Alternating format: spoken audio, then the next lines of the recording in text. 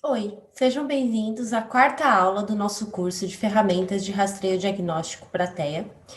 E hoje nós vamos conversar a respeito do Portage, que é um inventário. Nós vamos entender quais são as áreas que ele aborda, como ele é aplicado, qual é o público-alvo, quais são as habilidades avaliadas e como que tem também maneiras aleatórias fora do que o Portage fala de verificar esses comportamentos, essas habilidades nas crianças, né?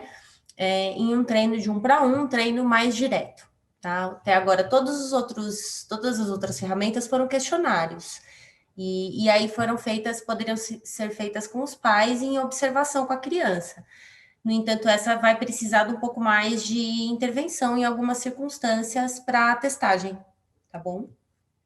Mas isso não quer dizer que precise ser um terapeuta, um psicólogo, ou um terapeuta formado em aba, por exemplo. Uma pessoa que tem conhecimento do Portage teria como fazer os testes com a criança da mesma maneira que uma pessoa formada em psicologia, por exemplo. É a capacitação do instrumento que conta.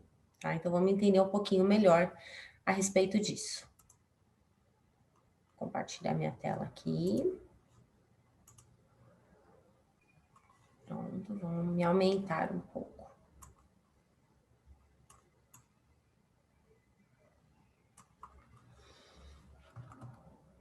Então, hoje nós vamos conversar a respeito do Portage, que foi iniciado em 1969. Ele é um inventário. Aí você fala, nossa, Ana, já faz um tempo, mas ele vem sendo atualizado, ele vem sendo refinado, ele vem sendo trabalhado até hoje. Então, não foi um trabalho de 1969 que ficou parado em 1969. Ele deram continuidade, ele continua até hoje sendo elaborado e sendo melhorado. Ele foi feito em 69, ele foi publicado em 76 por Bluma, Scherer, Fromm e Hilliard. E aí teve um guia de avaliação, né, que é explicando como operacionalizar esse inventário e também ferramentas de planejamento e criação de currículo. Então, ele auxilia a criar um PEI para a criança, né? E isso é atualizado frequentemente, está super de acordo com o que vem sendo falado hoje em dia. Não ficou parado ali em 1976 ou em 1969, quando ele foi criado. Vocês podem ter essa tranquilidade. É um trabalho que teve continuidade até hoje. Eles perceberam que a ausência de avaliações, a ausência de rastreios no mercado, e aí, no Brasil, a Lúcia Williams e a Ana Aiello, elas traduziram esses 580 itens do inventário Portage e criaram definições que possibilitam testar com as crianças, né, e usar essas provas de maneira sistemática para comprovar as respostas. Então, elas, além de traduzir e adaptar esse material, elas propuseram uma maneira de aplicar o Portage, de verificar as respostas ali, 1 a 1 com a criança, de uma maneira um pouco mais direta, um pouco mais formal, sem ficar muito no que os outros inventários trazem, que é o relato. Né? E a gente fica muito sob controle do comportamento verbal e não da observação. A gente sabe que tem uma diferença entre uma coisa e outra. O público do inventário Portage, ele é feito não só para avaliar, mas para criar um PEI, entendeu? Veja bem, ele não é só um inventário, ele tem um trabalho além, e ele é destinado a crianças de 0 a 6 anos de idade. Ele é um pouco mais amplo também, por exemplo, do que o MChat, e pensando em crianças de idade pré-escolar mesmo, que precisam dessa intervenção precoce, mas voltada também para a parte que está quase alfabetizando ali, que já tem uma matriz curricular um pouco mais pedagógica. No Portage operacionalizado, nós vamos verificar 5 principais áreas do desenvolvimento infantil, né, de acordo com os objetivos que ele quer avaliar. Então, o desenvolvimento motor, o desenvolvimento da linguagem, o desenvolvimento da cognição, da socialização e dos autocuidados. São 5 pilares, né? São as 5 os cinco principais marcos do desenvolvimento infantil, ao ver desses autores, e que vocês vão reparar agora, já na quarta aula do curso, que muitos deles vão tratar dos mesmos critérios diagnósticos, às vezes fazendo perguntas diferentes ou conduzindo uma testagem mais formal com a criança. No entanto, o critério ele é bem similar, né? Ele bate muito um com o outro. Muda ali por conta do público-alvo, então se são crianças menores ou maiores, se ele abrange crianças até 17, como foi o caso da nossa primeira aula, ou se é, por exemplo, o MChat, que é para crianças de meses, né, um pouco menores.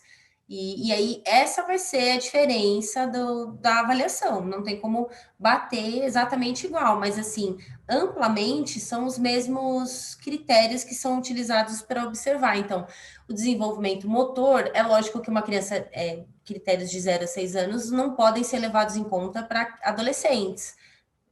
Então, mudam os critérios, mas no caso do Portage, como ele é de 0 a 6, pensando em desenvolvimento motor, a gente vai pensar em pré-pinça, com 3 dedos, em movimento de pinça, com 2 dedos, a gente vai pensar em motor imitativo, a gente vai pensar em motor amplo, motor fino, motor encadeado.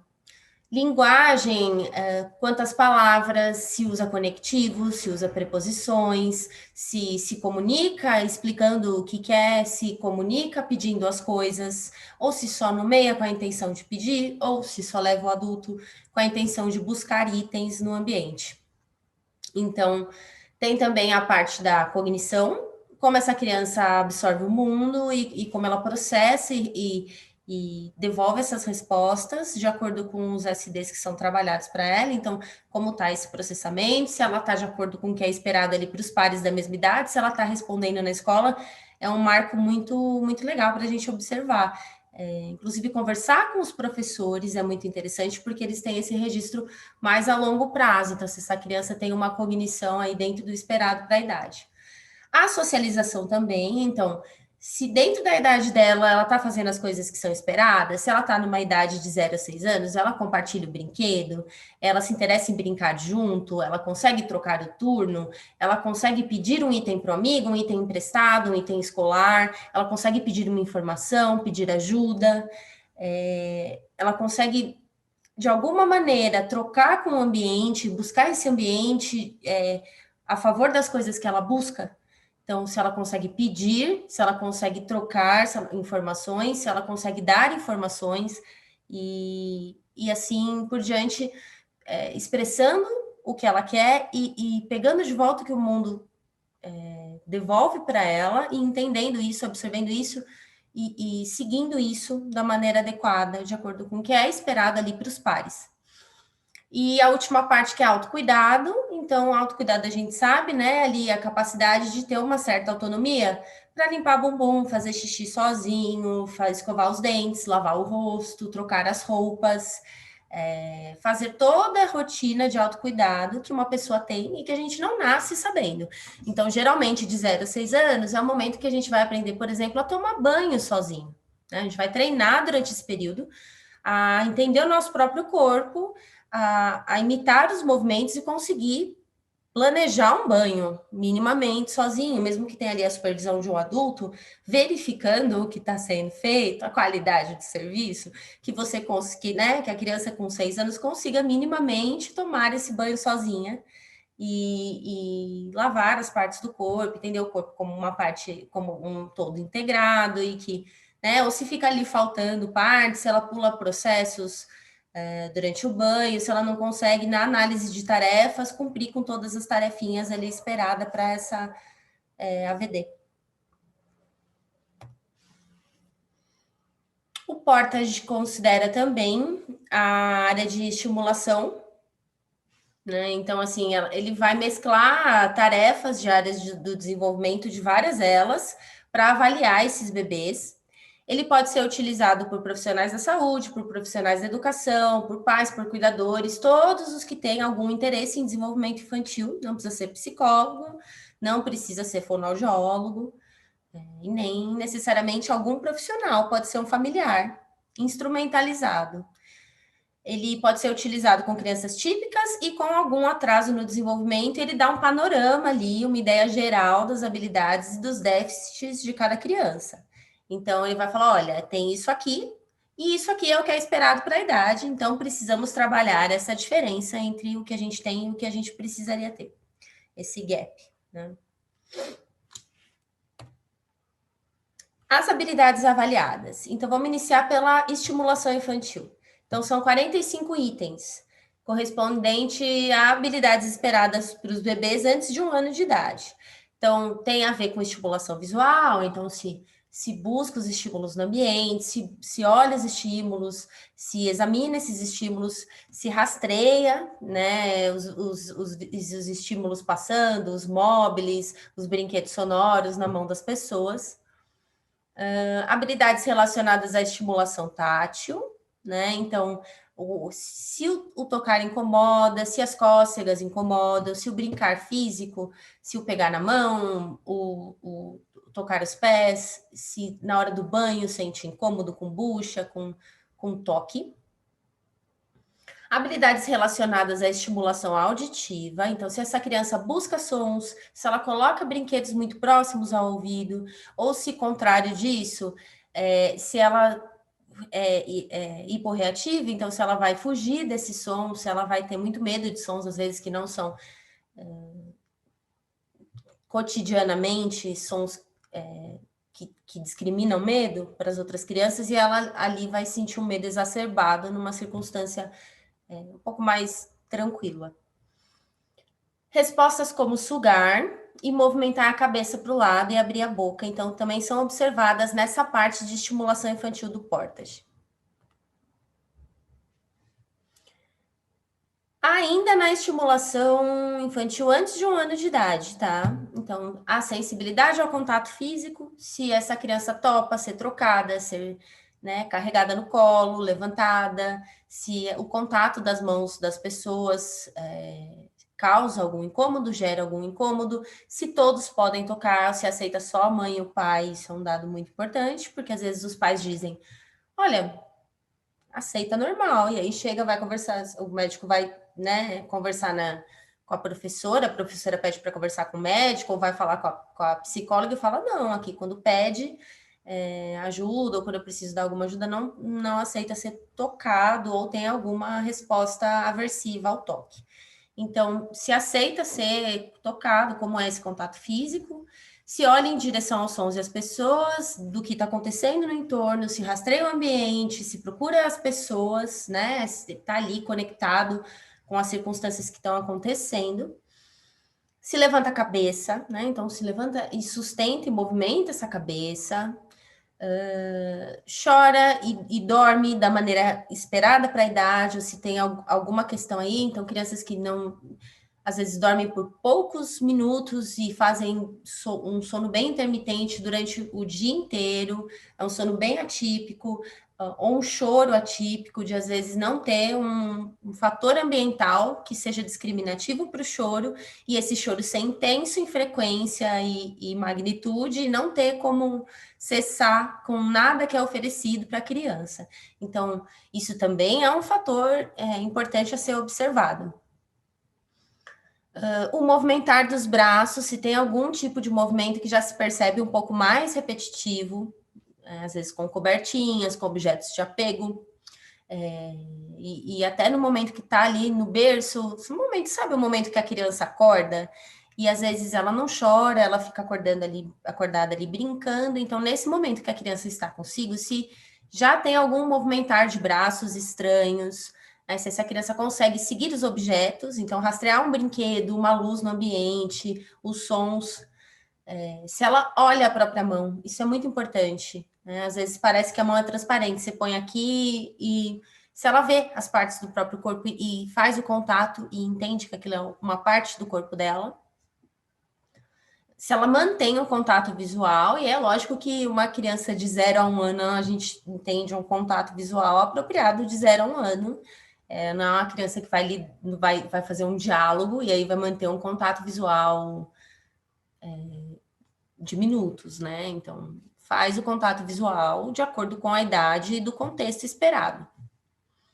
se controla o corpo, como é esperado, se segura objetos, se sorri, se para de chorar diante de membros da família ou se balbucia durante o dia, se emite som, se tem essa intenção comunicativa, às vezes de tá brincando e fazendo sons, ou perceber, por exemplo, uma música e tentar repetir um som, se balbucia, mesmo que não seja uma palavra inteligível. E aí, se tem essa identificação também com um membro da família que o faça parar de chorar.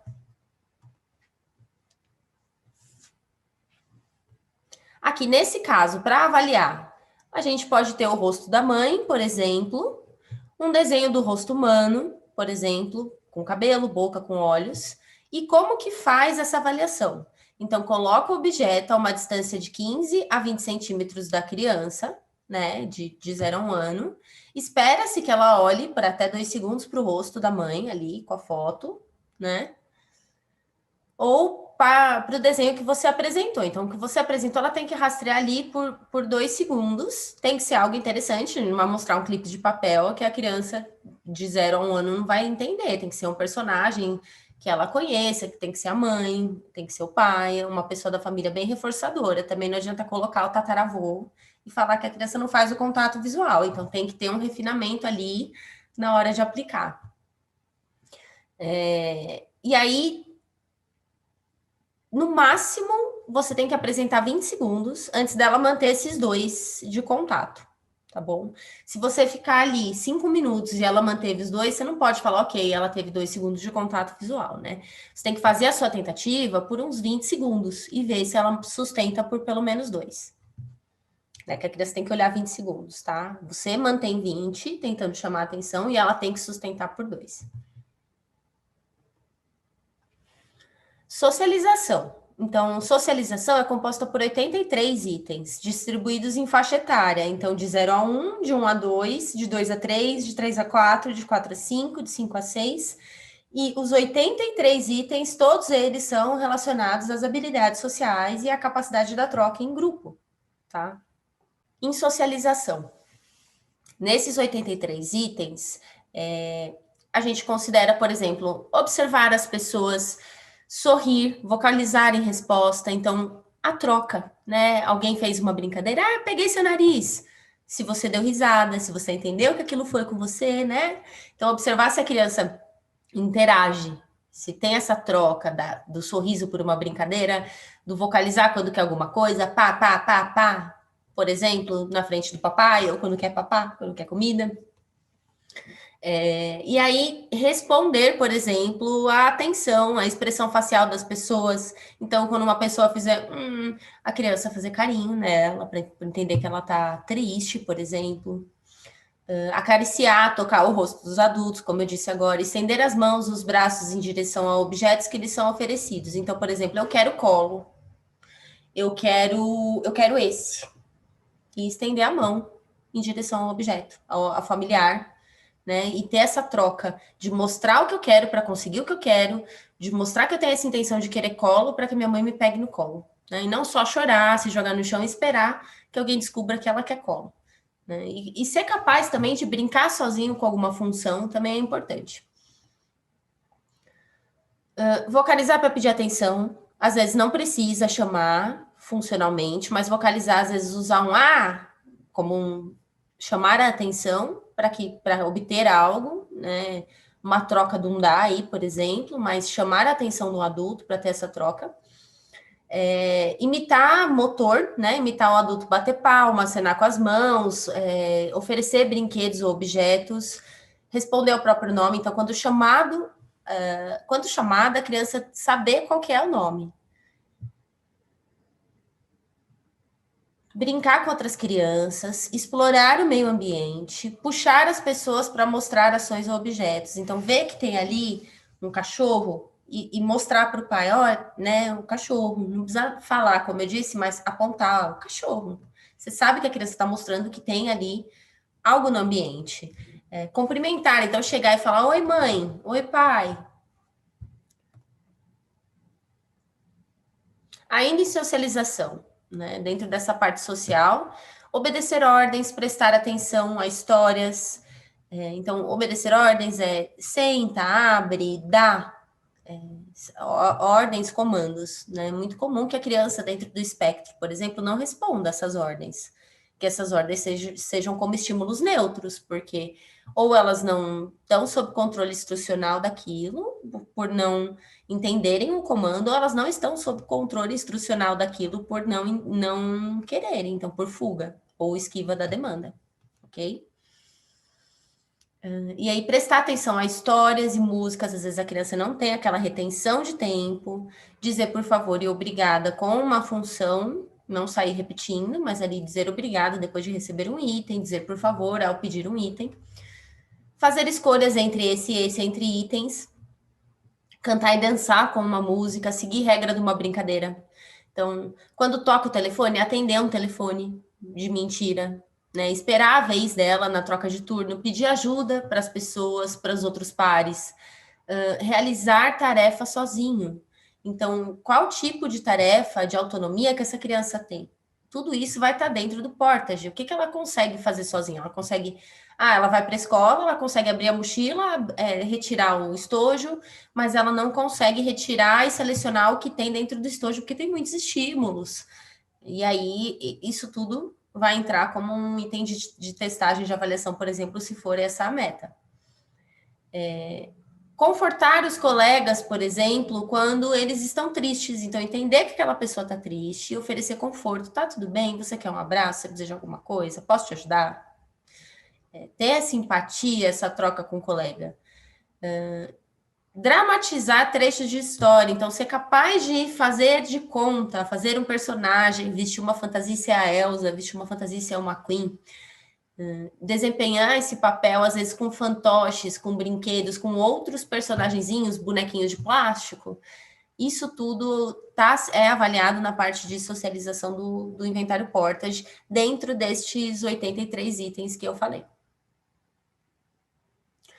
Na parte de cognição, são 108 itens distribuídos nas mesmas faixas etárias. Eu não vou ficar repetindo aqui a faixa etária sempre, porque as faixas etárias são sempre as mesmas, tá?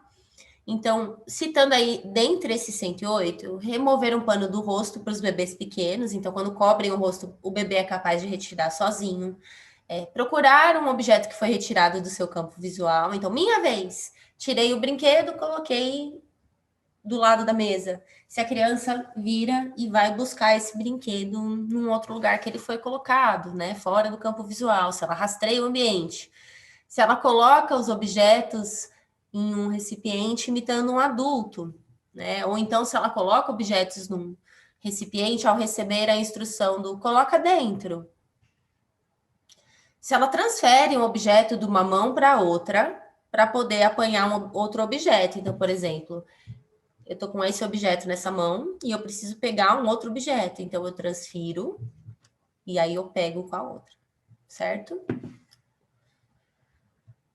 Apanhar outro objeto, eu já falei. Descobrir o objeto escondido em um recipiente. Então, quando você faz ali uma caixa surpresa e esconde, se a criança consegue gerar aquela atenção compartilhada e descobrir o que está ali escondido, né? Às vezes tocando, às vezes só usando outros sentidos para reconhecer, e exercitando, estimulando essa resposta por outros sentidos, sem ser visão, sem ser fazer um tato puro daquilo.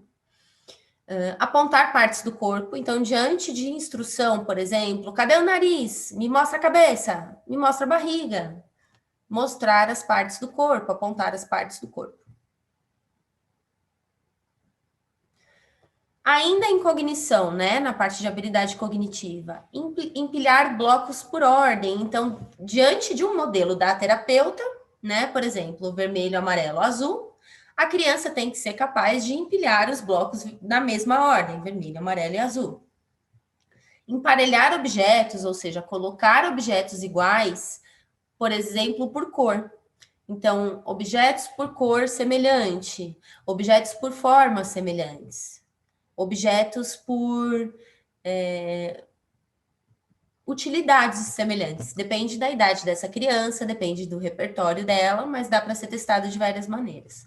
Emparelhar objetos com as figuras do mesmo. Então, por exemplo, se a criança é capaz de colocar um lápis perto da figura do lápis, né? E se ela é capaz de colocar um lápis perto da figura de outro lápis, por exemplo.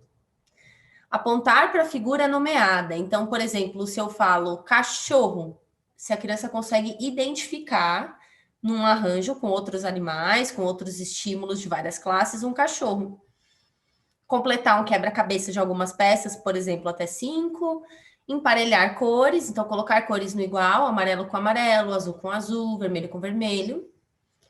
Colocar objetos dentro, acima e abaixo de um recipiente. Então, sob a instrução, né, você dá o objeto para a criança e fala, coloca em cima, e ela tem que ser capaz de colocar em cima, ou colocar embaixo, ou colocar ao lado, dentro de algo.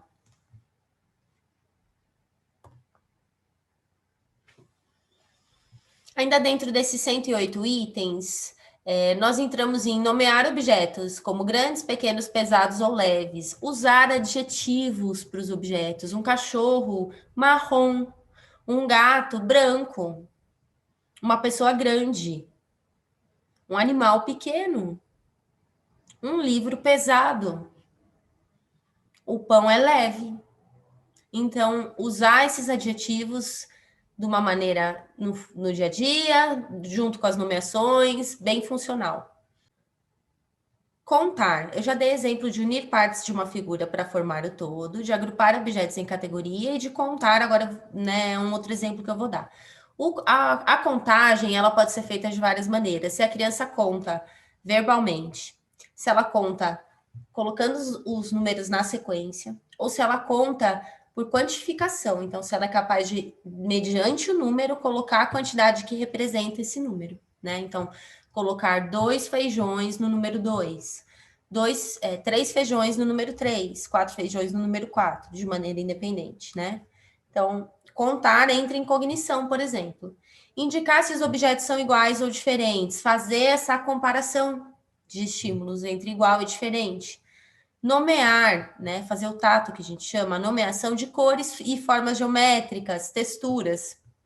Colocar no igual, emparelhar letras e números. Então, dentro do Porta, de até 6 anos, é esperado um monte de habilidade. Dentro de cognição, são essas que a gente está entrando agora, essas 108. Então, a criança tem que ser capaz de emparelhar letras e números, de colocar no igual. Escrever o nome e dizer os dias da semana em ordem. Então, escrever o próprio nome, né? Às vezes, com 6 anos, a gente pode aceitar que não seja com um lápis e uma caneta, mas aí vai pontuar na parte motora, veja bem, por conta do movimento de pinça. Mas a criança pode escrever com letras móveis, por exemplo.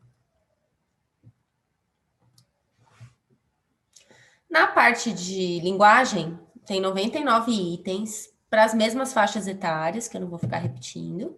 Então, assim, se a criança emite sons isolados, então balbucios, sons, às vezes sem função aparente, e se ela também faz em conjunto para formar sílaba e palavra, tá? Então, às vezes tem um balbucio ali, um pouco mais sem função de troca com o outro, porém ela consegue juntar sons e montar palavras. E às vezes não, às vezes tem só o balbucio. E às vezes não tem nem o balbucio. Tem criança que não faz nenhum tipo de vocalização sem demanda, ou às vezes nem com demanda. Isso tem que ser estimulado durante muito tempo para começar a emergir. Então, o conjunto para formar, se ela faz em conjunto para formar sílabas e palavras, se ela usa gestos na comunicação, então se ela aponta, se ela movimenta os braços, se ela faz menção às coisas que ela quer, se ela faz, por exemplo, pé de colo, levanta os braços, se ela faz DAI, aponta os itens, e se ela usa palavras dentro do contexto correto. Então, às vezes, a gente vê, por exemplo, as crianças de 5 anos usando palavras bem difíceis. Você fala, nossa, mas aí não está necessariamente num contexto. Às vezes pode ser uma ecolalia, pode ser até uma palavra que ela ouviu, achou engraçada e está repetindo. E assim, não é um contexto certo. Então, usar as palavras esperadas no contexto esperado também, no contexto correto. Ainda em linguagem, então, se essa criança entende a linguagem dos outros, então, se ela segue as instruções, se ela fornece informações quando perguntam coisas para ela, se ela categoriza objetos, por exemplo. Bom, vamos voltar, né? Fornecimento de informações. Então, se pergunta para ela qual é o seu nome, ela consegue responder. Onde você estuda? Qual o nome da sua mãe? Qual o nome do seu pai? Como chama a sua avó? Qual que é o seu telefone? Se ela tem como responder, às vezes até perguntas mais simples, tá? Quem te trouxe para a escola? Qual a sua cor preferida? Qual o desenho que você assistiu? Então, se ela consegue responder essas perguntas, se ela categoriza novamente por classe, então, animais que voam e animais, se ela consegue discriminar num arranjo ali, os animais que voam dos animais que nadam. Se ela consegue discriminar num arranjo os itens da cozinha e os itens do banheiro. Isso é o tipo de categorização, tá? De treino de categorização. De classe. Aí, cor, a gente pode fazer categorização por cor. Então, brinquedos, itens, frutas por cor. Os amarelos vão no pote com amarelo, os verdes vão no pote com verde, vermelho no pote com vermelho. Função. Então, o que, que a gente usa para tomar banho, né? Itens de higiene, itens escolares e tamanho. Então, aqui vão os grandes e aqui vão os pequenos. Se ela conjuga verbos, então, dormindo, comendo, é muito comum que as crianças usem dormir. Principalmente crianças no espectro. Então, o que, que ele está fazendo? Dormir. Não está a dormir, ele está dormindo. Então, conjugar esses verbos, ter essas flexões que são importantes, dos verbais, e entre outras habilidades.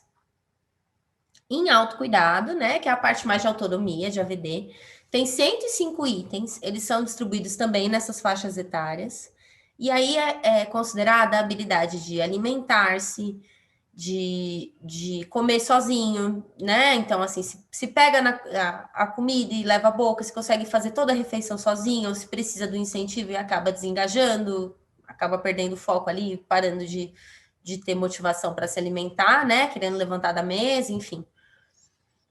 Se veste sozinho, se consegue escolher as roupas, colocar as roupas, selecionar e vestir as roupas de maneira independente, a higiene pessoal dessa criança. Então, se essa criança é capaz de escovar os dentes, tomar banho sozinho, se ela vai ao banheiro sozinha e consegue se limpar.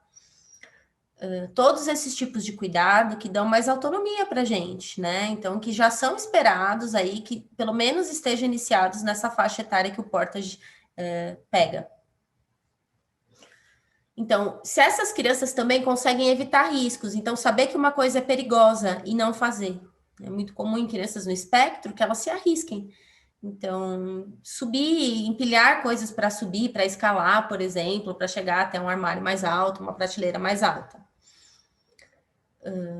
Vestir roupas e sapatos de maneira independente, como eu disse, comer de forma independente, como eu disse, ajudar nas atividades da casa, então retirar os pratos, guardar as coisas da mesa, tirar e guardar as próprias roupas no armário, no local certo.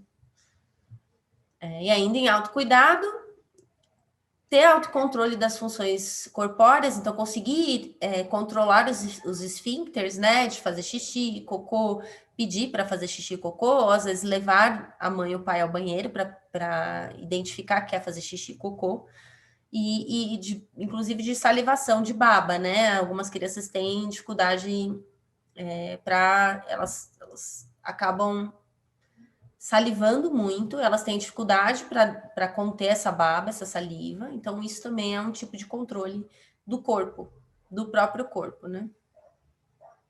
Se essa criança se limpa e lava as mãos e escova os dentes sozinha, se evita veneno, se ela não coloca o dedo em tomada, se ela entende que aquilo é um perigo, se ela coloca o cinto de segurança quando entra num carro, por exemplo. Na parte do desenvolvimento, também são 140 itens nas mesmas faixas etárias. E aí pensamos nas habilidades da coordenação motora fina e grossa, né? E entra movimento de pinça, é tudo aquilo que eu falei desde o início, de movimento amplo e fino. Alcançar objetos que estão à frente, por exemplo, tentar pegar e se esticar, né? Tocar, explorar os objetos do entorno. Ao ser deitado de costas, rolar para o lado. Então, conseguir virar, né? Ter essa força e essa praxis com o corpo de conseguir virar para o lado ao ser deitado de costas. Manter-se sentado, né? Se essa criança consegue sentar de maneira independente e se sustentar sentado, que é bem importante também, tá? Que são coisas diferentes. Ainda em desenvolvimento motor, dentro desses 140 itens, se ela tira objetos ao acaso, assim, aleatoriamente, sem muito motivo, se ela foi capaz, ou se ela ainda é capaz, dentro da faixa etária esperada, de engatinhar, se ela anda sozinha, se ela entende comidas, por exemplo, e ela testa com sentidos, por exemplo, ela lambe, se ela passa ao redor da boca, se ela cheira a comida.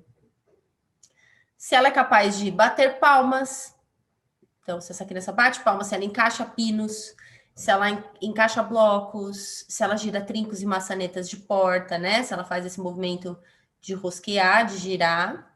Se ela monta quebra-cabeças, então faz aquele encaixe das peças que é um pouco mais complexo.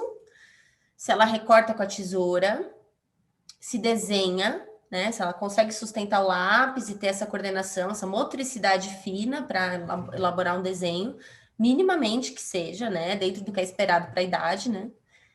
Escrever as letras, então as letras do alfabeto, se ela consegue bater um prego com um martelinho mesmo de mentira.